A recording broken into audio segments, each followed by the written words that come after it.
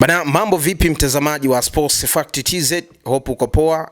Usisahau kusubscribe, kulike na kucomment kwenye page hii ili uweze kuwa wa kwanza kuweza kupata taarifa za kimichezo. Leo kwenye kurasa huu ama kwenye TV hii tunakwenda kuangazia kuhusiana na mchezo wa Simba dhidi ya Esperance de Tunis, mchezo ambao Simba alipoteza goli 1-0. Nimekuletea matukio muhimu ambayo yalisababisha pia Simba kuweza kupoteza mchezo huu, lakini mpango kazi upi Simba arejee nao jijini Dar es Salaam kwa ajili ya kuwafunga ama kupata ushindi mbele ya Esperance, lakini kuelekea pia kuitisaka hatua robo finali.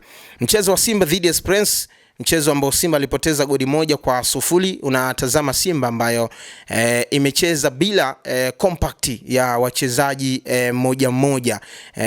Inakosekana uhusiano wa mchezaji mmoja ndani ya uwanja.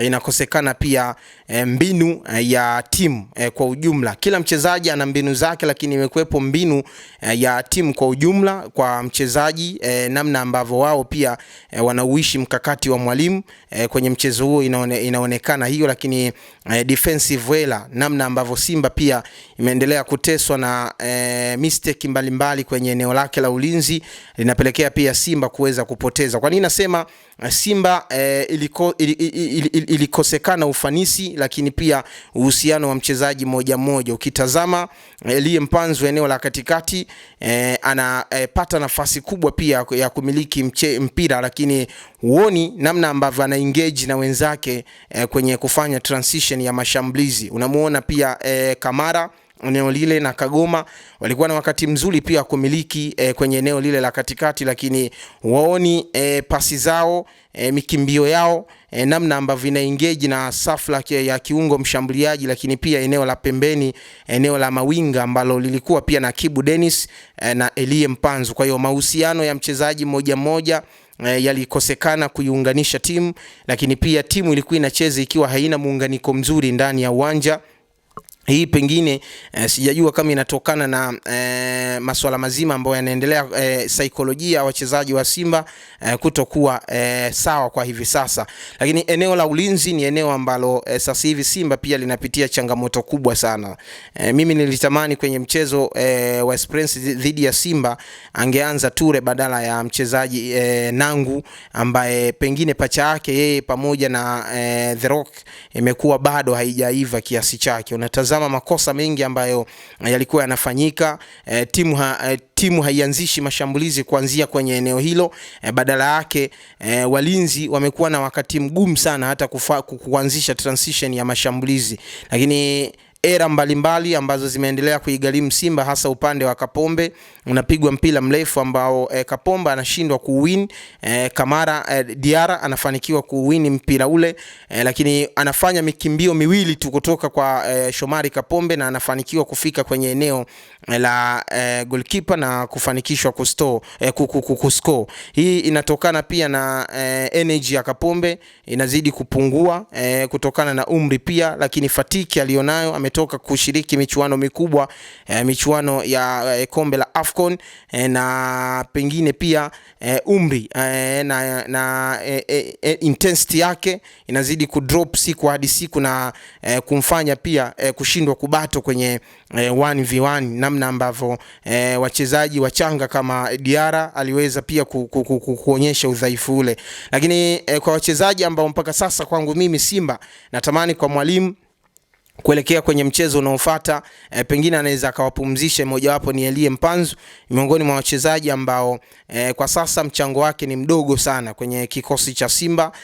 Ni miongoni mwa wachezaji ambao hatumii technical ability yake, dribbling ambazo alikuwa nazo, touch nzuri ambazo alikuwa anazionyesha wakati anatua pale Simba, hazimpi pia nafasi kwa sasa kuweza kutoa huo mchango akiwa na kikosi cha Simba. Kuna muda walimu wanapaswa pia kusoma saikolojia mchezaji kama haiko sawa, na ukampa nafasi ya mapumziko ili kwenda kujifikiria zaidi na kupata muda wa kuja kuipambania namba yake kwa namna moja ama nyingine. Lakini eneo la mbele, Jonathan Soa ni mchezaji ambaye amekosa pia mchango, amekosa pia ufanisi kwenye eneo lile la ushambuliaji. Anapata jana nafasi nyingi, lakini unamuona ni mchezaji ambaye hana kitu cha ziada cha kuipa kikosi cha Simba, na anaigharimu timu ambayo ilipata nafasi ya kutengeneza nafasi kadhaa, lakini uoni ile technical ability ya mchezaji kama Jonathan Soa ambao tulimshuhudia akiwa na Singida Black Stars anaionyesha uwanjani. Bila shaka Simba kwenye eneo hili la ushambuliaji bado inadaiwa kwenda kutafuta mchezaji kabla ya dirisha dogo halijamalizika. Eneo hili limekosa kabisa mtu katili, limekosa mtu ambaye ni clinical finisher mzuri, ambaye pengine Simba atawapa nafasi kubwa sana ya kuweza kupata ushindi kwenye michezo kadhaa. Lakini eneo pia la mawinga kwenye flanks bado unamuona Kibu Dennis anacheza akiwa kwenye low intensity kubwa, kama nilivyozungumza. Pia Mpanzu yuko low pia kwenye intensity, hana vitu pia ambavyo alikuwa navyo. Unaona pia Kibu Dennis mikimbio ambayo kwa mechi kadhaa nyuma alikuwa anaifanya, siku ya jana pia anashindwa kufanya hivyo. Kwa hiyo bado Simba inakabiliwa, kwanza muunganiko haupo wa wachezaji kwenda kutekeleza mkakati wa mwalimu, lakini pia mchezaji mmoja timu sasa imezidiwa, mkakati wa mwalimu haupo, haufanyi kazi. Nini sasa mchezaji mmoja anakwenda kuiofa timu? Inakosekana hicho kitu, kwamba uwezo wa mchezaji kwenda kungamua mpira ama mchezo unakosekana kwenye mchezo. Kwa hiyo ni miongoni mwa timu ambayo kwa sasa wachezaji wake hawana kile kitu cha ziada cha kuipa Simba, kwamba tunakwenda kama wachezaji kwenda kuipambania timu. Tunaposhindwa kuupambania mkakati wa mwalimu, mimi kama Elie Mpanzu, mimi kama Yusuf Kagoma, mimi kama mchezaji eneo la mbele kula akina Soa, nitaweza kuweka nguvu ya kwangu ya ziada kwenda kupambania mkakati huu na kuweza kuscore. Lakini pia ingizo jipya la Libase Gwe, unampongeza, ni mchezaji ambaye alikuwa ana touch nzuri, ana jicho pia la kipekee kwenye kutoa assist.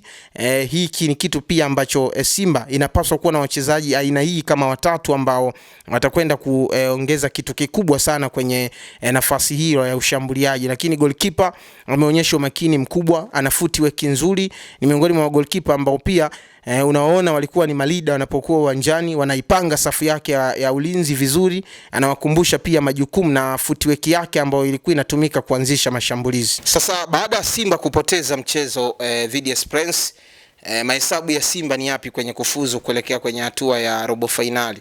Mahesabu ya Simba ni kushinda michezo yote iliyosalia, nikimaanisha michezo mitatu iliyosalia. Wana mchezo dhidi ya Stade Malien ugenini, lakini wana michezo miwili ya ugenini na mchezo mmoja wa nyumbani. Kwa hiyo wanachotakiwa kwa Simba ni kupata matokeo ya alama 9 kwenye michezo yote, bila kuangalia nani ambaye atapata ushindi, kwa sababu kuchukua ushindi kwenye michezo yote hii utakuwa amevinyima vilabu vya Petro Atletico, atakuwa amevinyima vilabu vya Stade Malien alama, amevinyima pia kikosi cha Esperance de Tunis alama. Kwa hiyo kwa Simba mahesabu makubwa ni kuchukua alama 9 zote zilizosalia bila kuangalia ushindi wa timu yoyote, kwa sababu anapochukua ushindi kwenye timu zote hizi tatu ambazo ni wapinzani wake, tayari amekuwa amezipotezea focus kuelekea kubato nayo. Kwa hiyo kwa Simba mzigo mkubwa ni mechi ya tarehe 30 achukue alama 3. Baada ya hapo pia atawafuata